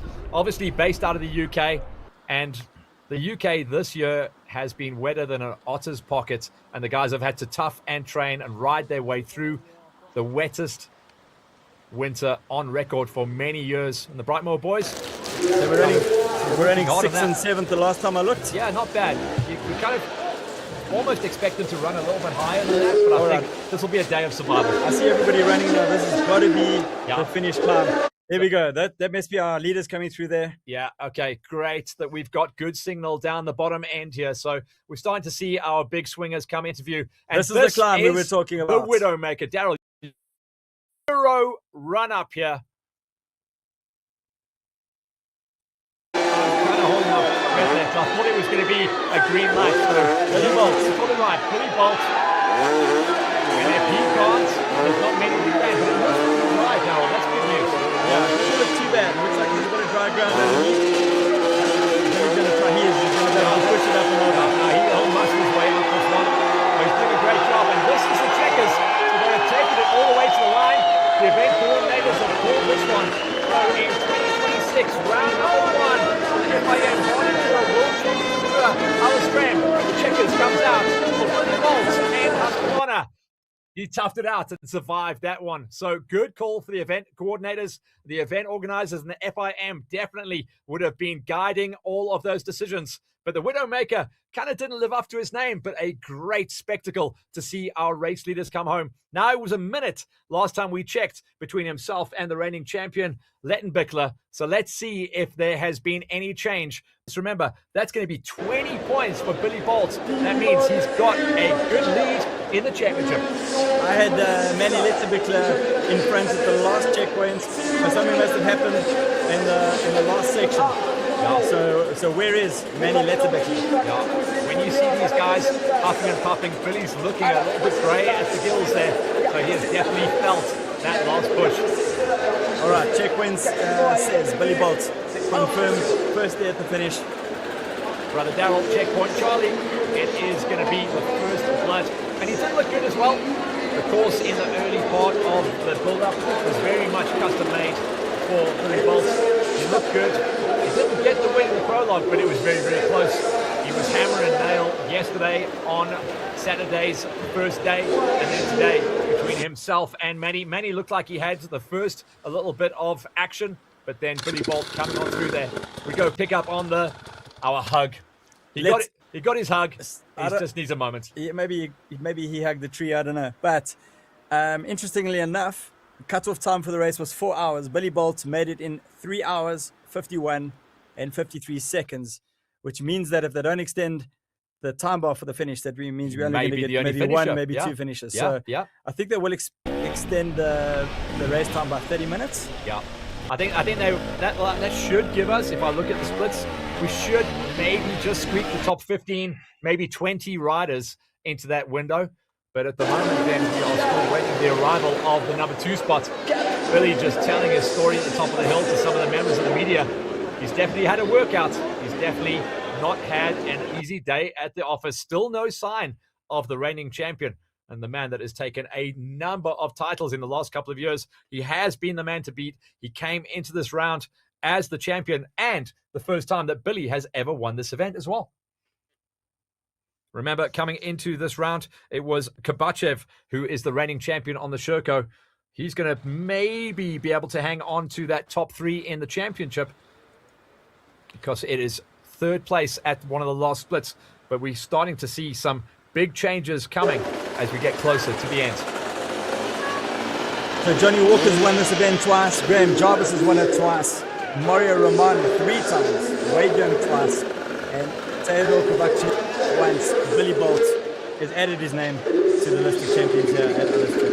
Yeah, it's going to be fun to see how we get on because we're going to go to Portugal. Extreme Lagares. That is very much kind of Mario Roman, Alfredo Gomez territory. Wade Young does do good pace there at Extreme Lagares. And often we run deep into the day when it goes out there. Could this be, Daryl, one of those years where weather is the talking point?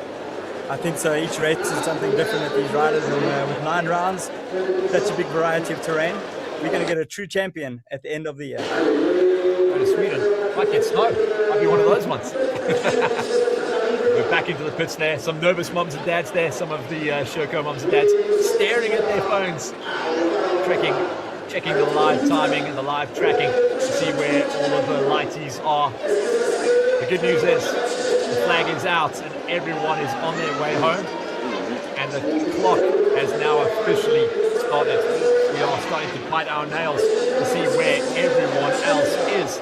It's been a long time. That's Kabachev, Daryl. And we've got confirmation that 30 minutes has been added onto the cutoff time, which extends us to 4.5 hours.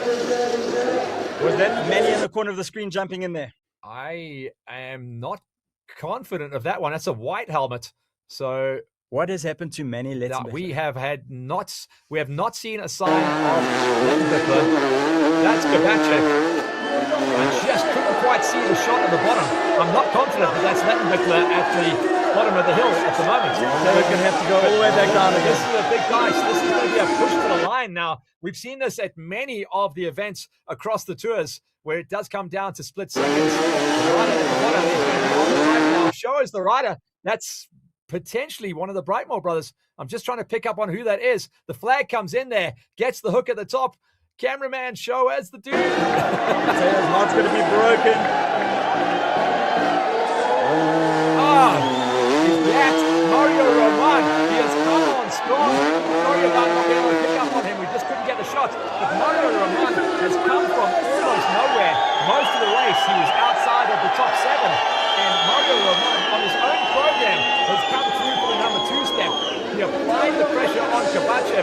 Kovacev just could not get that first pull up the hill. And Kovacev is going to, at the very best, get a number 3 spot. But it is confirmed that Mario Roman, young people there, has lost 4 splits. Insane. What an insane comeback. And as Mario always says, the harder it is, the better he does. As Taylor number 13. He's going to have to go back down and try again. He's not going to be able to get it up from there. Who's next? I never thought Mario Roman coming through from that far back. That means he's made a pass on the right word. Rose. He's got through on Wade Young. The big story at the moment is, where is Manny Lettenbichler? Where is the reigning world champion? As Kovacev does a CrossFit class inside of the finish line. I think Taylor's going to try to ride it out from there. Same as Billy. A bit of aggression, a bit of pushing. Just heartbreaking. And the crowd have been waiting for these guys. They have been toughing it out. The incredible spectators out here in France, getting what they paid for when they came to watch the opening round of the FIM Hard Enduro World Championship. Alestrem bringing the pain to the best riders in the world and putting on a show and kicking things off for what is going to be a memorable championship. There's your advantage of having long legs. Taylor's able to muscle his bike up there. Stretching those hamstrings. He's got Mario Roman out there. Mario is going to be the first to say, well done, brother. Kovacev, incredibly strong at this stage of the game and takes it to the line. Wow, that dropped off the podium. 1, 2, 3, Billy Bolt, Mario Roman, and Theodore saying, well done, brother. Kovacev, incredibly strong at this stage of the game and takes it to the line. Wow, that dropped off the podium. Wade Young, and so Wade is also coming through nicely. He was sitting around about 5 or 6 most of the way through the day until the lock. I can hear another bike there as well. So Wade Young is not confirmed at number 4. Thought I heard another bike at the bottom of the hill there just for a second. No one there to play with. So Wade Young at the moment also toughing it out, gets stronger as it gets tougher. This is a 4th place run. No stranger to Alestrem. Wade won here in 2023 and 2024. One of his favorite races. What a story. We've seen so many things change in the last 25 minutes of this course. I think it's going to be the same move as Theodore Kovacev. Should be able to muscle up and over from there. It's going to be a muscle up from here on. One of the most physically tough, strong, and ruthlessly forced riders out there. A rider who narrowly missed out on the championship last year as well. He was in good shape for quite a long time. And Wade Young has got around about 10 more meters of work to go to bring it home. That's going to be a number 4. And that's probably more than he expected coming into the season. It's been a tough off-season for Wade. Now under the Rigo Racing banner, riding a KTM, also leader tread. The main sponsor over there, but still very much in the mix for Hard Enduro World Championship. Came off a podium in the opening round of the domestic South African National Championship Series down in Cape Town just a couple of weeks back. And then he started to think about getting the passport out. Mates with Mécanique at this point. And Wade Young, a massive favourite on the World Tour. But is he going to make it? This is Manny. This is Manny Lettenbichler. He's come out and he is currently in a number 5. And Wade will have to be very calm with his next couple of moves here to not make a mistake. Looks like he's got it done. Wade Young confirmed. Sees the flag. That's a number 4 for Wado. And Manny Lettenbichler, the current reigning champion, the man who's never won this event either, and the guy who is trying to stick another number 1 plate onto the factory Red Bull KTM, is going to be our number 5 today. Leading overall until 2 checkpoints ago. It just showed you how Very good change. It's not over until it's over. And you can just see from the left-hand side of his body, he is absolutely roosted, so it's been a big crash. He got jammed up there. He's fallen over a couple of times. He's made some mistakes. So Lettenbeckler, the number 1 plate on the factory Red Bull KTM, confirms our number 5 finisher here at round number 1 of the championship. Not a win, but still good points in the bag for the World Championship. I look down to say thank you to the crowd for the support and the cheers. But once again, it is Billy Bolt taking the big win. The massive surprise, Mario Roman in the number 2 spot, Kabachev number 3, Wade Young number 4, and Manny Lettenbeckler number 5. Daryl, this has been an amazing day. And I'll tell you what, the drama just got in that last 25 minutes. I never expected the finish that we had, the ability to come through, for Mario to come through like that. Super stoked for Wade, and Manny's been in a solid fifth place. I'm going to look for Hannah to see if she's going to climb that hill and go interview these guys at the top. Where are the Brightmore brothers? Yeah, not too far away. Eyes down to the bottom of the hill. Manny just looks over his shoulder. Looks like we're going to start to see these lads come on through. I don't see anyone cresting this one. This is the first of the Brightmore boys, I think. Or is it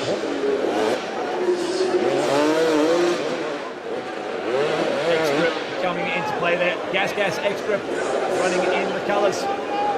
As we start to see our top 10 riders. This is going to be rider number 6 coming into view. That's Ash Brightmore. Right. Also the first of the juniors. Yeah, so Ash is doing good. We always look for that green plate. Couldn't quite see it as it came into view. Remember, a championship within a championship. We got our top 6 to the top of the hill. And now a new leader of the Junior World Cup. Brother Brightmore shouldn't be too far away. They were separated by just seconds most of the way through the day. Junior World Championship, excuse me. Yeah. Of course, 2 full-blown World Championships this year are the FIM and the Juniors. Yeah, not just a World Cup. These guys are going to be on the full tour, getting the job done. Matt Green had done a good job of work at the last few splits as well. So we're probably going to be seeing the second of the Brightmore brothers, as well as Greenie, and not too far away until we hear that sound and see one of the stocks come into view.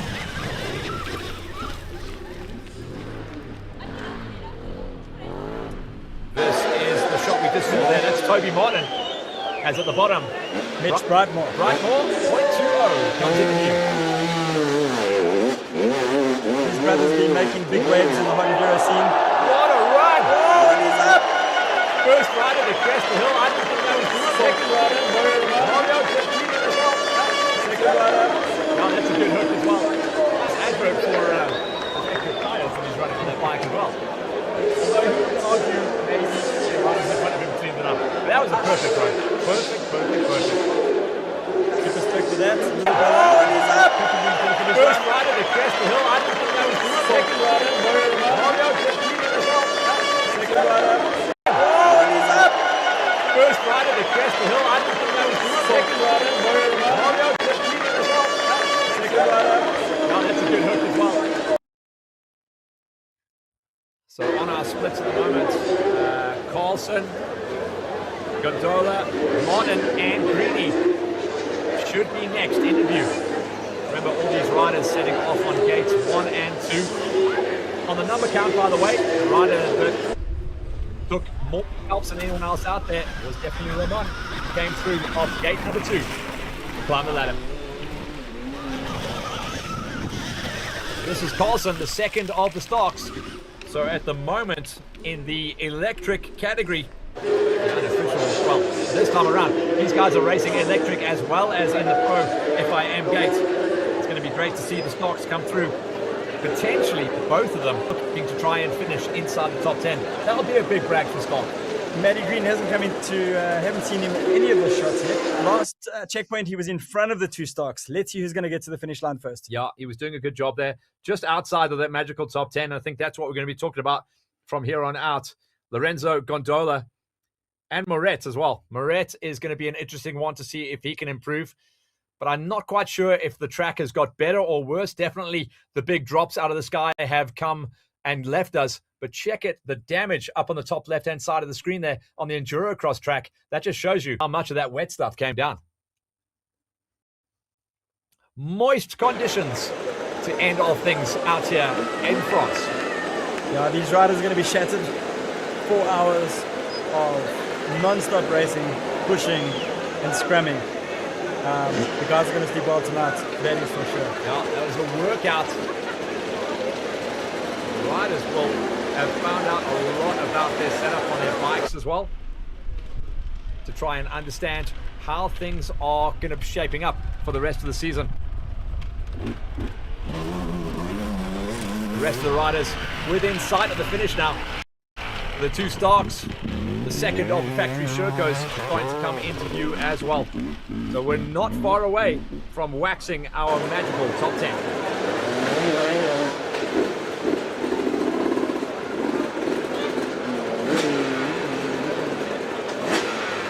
Great scenes at the finish line here. And the weather lifting as it always does after the damage has been done.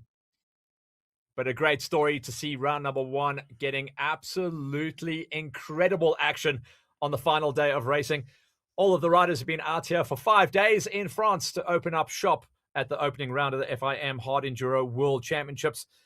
24MX Alestrem giving us our starting point and our marker that has been laid down for 2026. It is going to be an amazing season. Beautiful, lush shots here. Finally, the drone can go up into the air and give us those aerials and show you this beautiful area in the south of France that we've been working in. And the event coordinators have done an incredible job. Yep, the weather came in hard in that last hour and a half, and moves had to be made to pull the race a little bit shorter than we were expecting. But an incredible story to see Billy Bolt get the job done. He was desperate. He said he just got beaten way too much last year and he wanted to set out a marker. He hammered the nail and got it done. And not just beating his arch rival in last year's championship by 1 position, but by a full 5 count. So that means it's Mario Roman that will come and start putting those points on the table. Remember, they scored points in the prologue, points on day number 1 yesterday, and big points coming in today.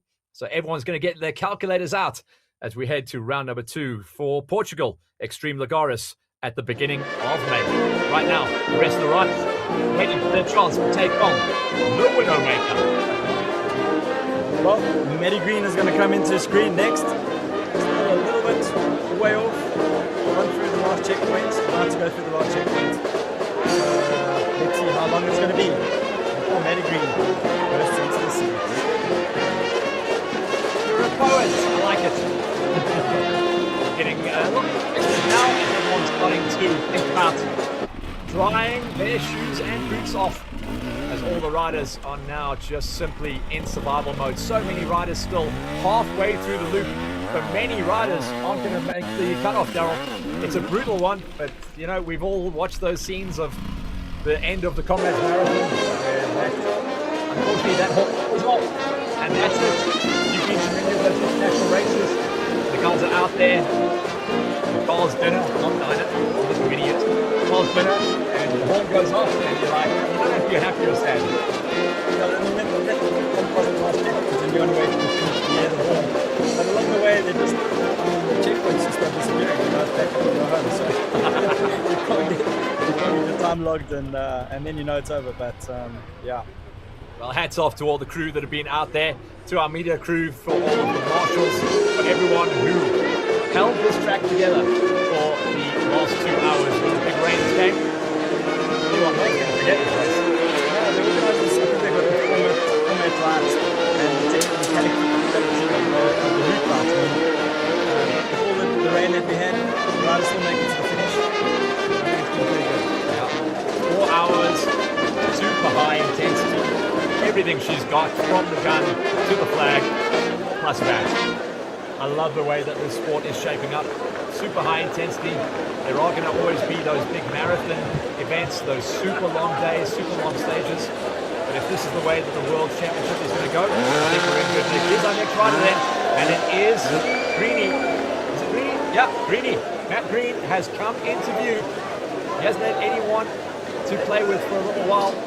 Remember, an incredible rider that has started to really make a massive name for himself. not just in South Africa, not just in Europe, but also in America. Made a lot of fans over the last few months. And this is Matt Green hitting the Widowmaker, and looked like he was going to have a rather smooth run and make it our third clean run. But Matt Green in meters of the line to draw into his first massive push in 2026.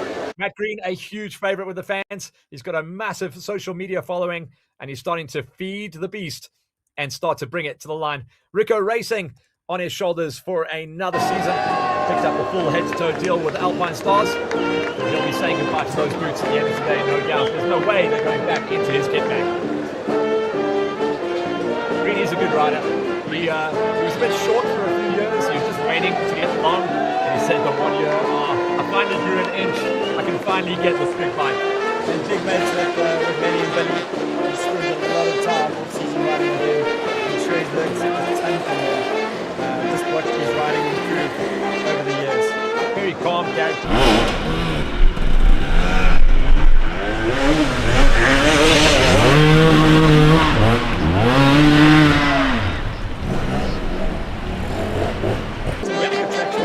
Some dust coming out there. Matt Green looks back, says thank you to France, and sees the checkers as we slowly populate our top 10.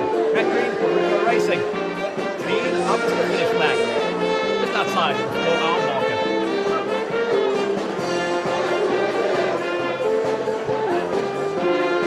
Toby Martin and Eddie Carlson on the Starks should be coming in next, and that will give us our magic top 10. They had a relatively good upper. They were ahead of the pair of Gandela and Moret. Shoko, Italian rider, and the Spanish Reju rider doing the chase down. The Stark riders look like they had that one beat. So this will be quite a spectacle when you see these two Stark Hot Future electric machines come in and crest the Widowmaker. Matt Green is having a high five and chatting to a few event organisers and members of the media at the top of the hill as he comes in to cement some magical top 10 finish. Greeny is no stranger to the top 10s. He took down a whole ton of top 10s in the last couple of years. His teammate Wade Young is giving him the high five. Teammates on Rico Racing this year on international soil.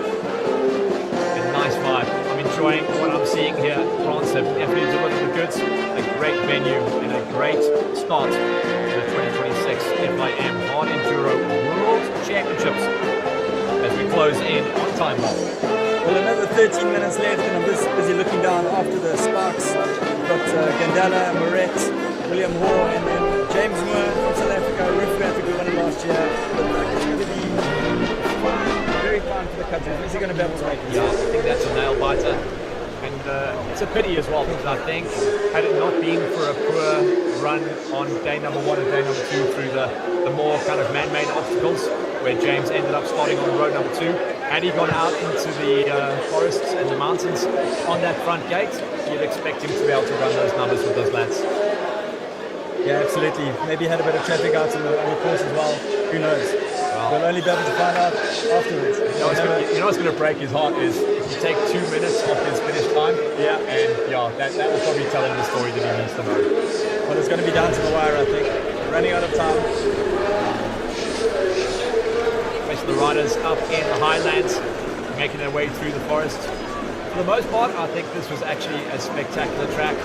Absolute kilometers of tape out there. The event coordinators have done a really great job. They've used a really good footprint. The mountains and the valleys that they've actually laid out for the riders to work in have given them a mixed bag of terrain. The one thing that wasn't here was hard pack. But it's great because you can work with that beautiful soft soil.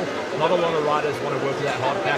It trashes the tires, and I think the more off-heat, kind of natural and open terrain the riders can take, the happier they are. That's where they train, that's where they live, that's where they get their setup, and that's where they want to race.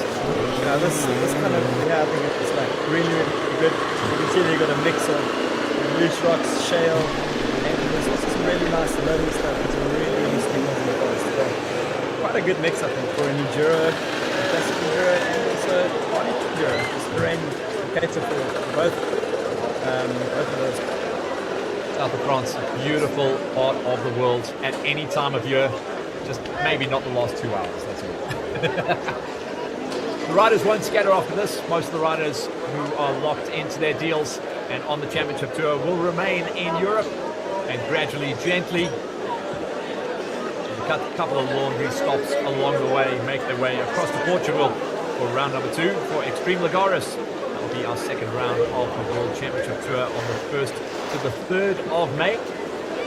We'll look to bring you all of that action as we take in the reactions in the midweek and the next couple of weeks. Riders will no doubt be online, so make sure you follow our page on the HEWC, the Hard Enduro World Championship Tour in 2026 through FIM, brought to you by our amazing partners, Clues Tires, S3 Parts, WEO, our strategic partners, as well as Factory Lines. And we look forward to what is in store for us throughout the rest of the season. It's been a great start to the World Tour. The cream definitely rising to the top.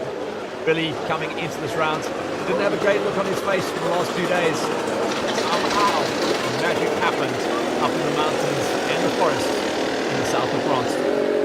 Billy Bolt finally gets his name onto the trophy for a big win out here at Alestrem.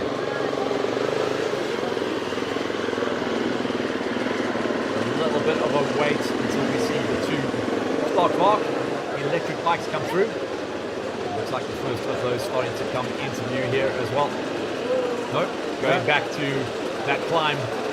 This is just on your way home, not too far away to the finish line here. Our riders just taking a little moment of respite, going to the fence, a little bit of run up, a little bit of a breather before You should be able another attack. See the finish off from there, but he's still got another loop to do. Yeah, I know, it's a heartbreaker when they do it like that, when they do the clover leaps. You hear sometimes it's me on the mic doing the shout, and then you know some action there. There we go, that's our start mark. Okay, so that's Toby Martin. That's Toby Martin, the first of the electric bikes. That's going to give us our number 9 finisher at the top of the hill. He works his way along a little off camber, works his way to the finish line. This will be interesting to see how the e-bike gets up here. Well, remember, these guys won't run it in maximum horsepower. They want to use a little bit more torque. They're becoming very tunable, these bikes. You see him pushing a couple of buttons there. So he's definitely going to be changing his traction control and his launch control on the bike. This is going to be super interesting. On the old iPad. Yeah. So just let you listen to this one as well.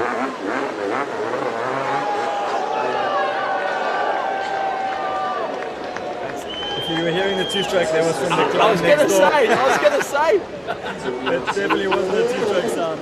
That's why I went and got a mouthful of teeth there for a second. I'm like, what am I listening to? Yeah. Maybe you downloaded an app that made it sound like a two-stroke. Carlson! He's going to be the second bike to get up there. That did it pretty good. Il a fait un bon passage, excellent passage.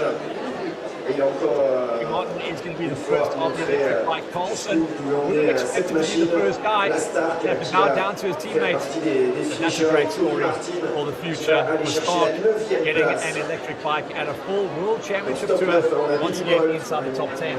Carlson was very much the first rider to show what these bikes can do. That's a great story for the future, Mike. Eddie Carlson as well had a really solid ride throughout this week.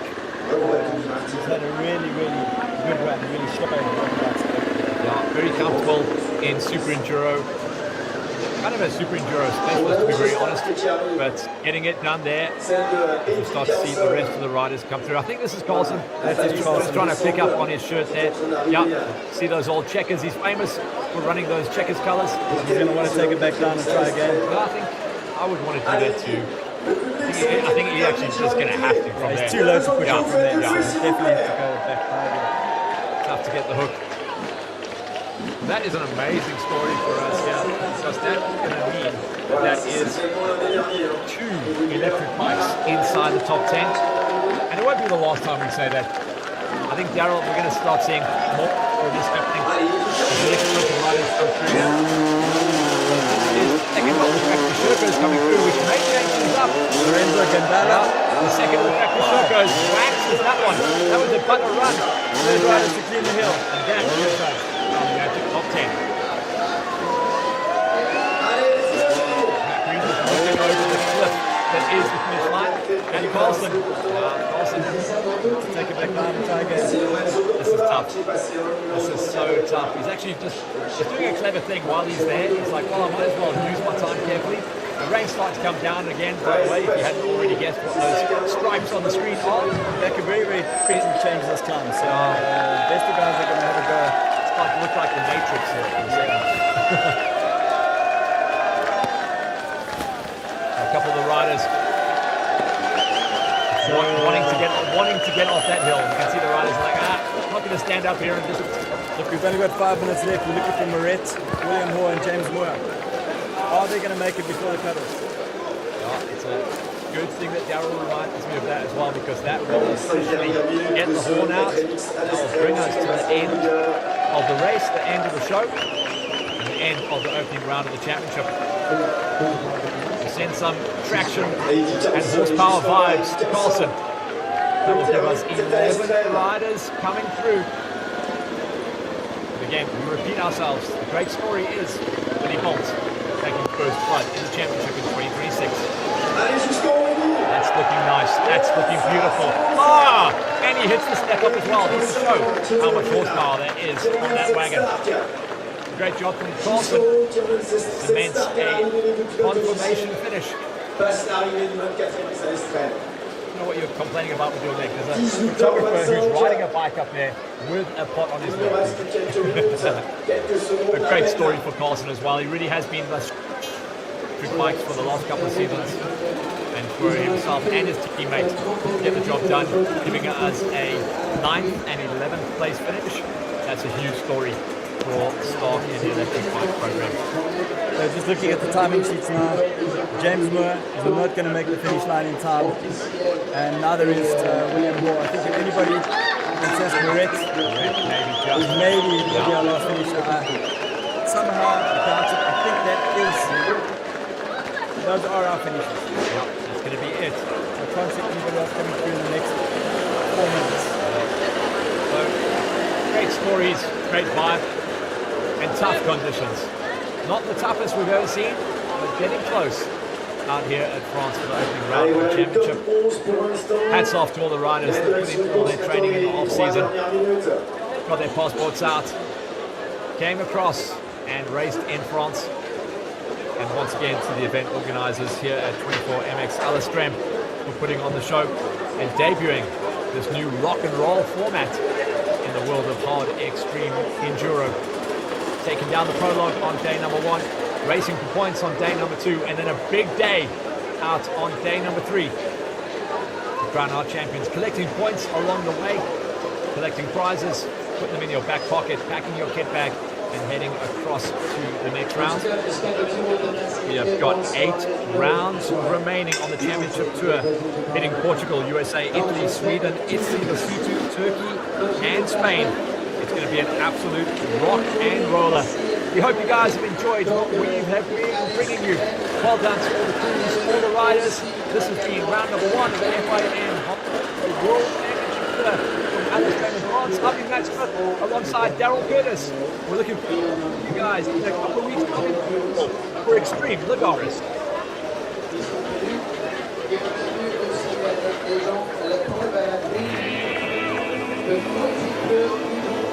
Thank you.